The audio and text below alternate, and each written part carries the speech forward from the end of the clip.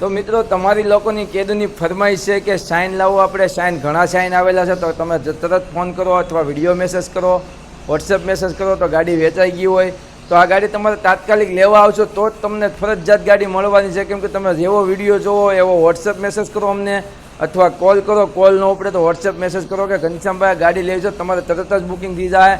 તો 2017ના 11મા મહિનાની માટે તમારા લોકો માટે જ ગાડી લઈને આવ્યો છો આજે.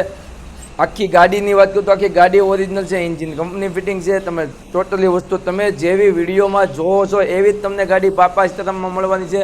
હજી એકવાર એડ્રેસ તમારે સાંભળવું તો સાંભળી લો, કેમ કે અમુક લોકોના બહુ કોલ આવે છે.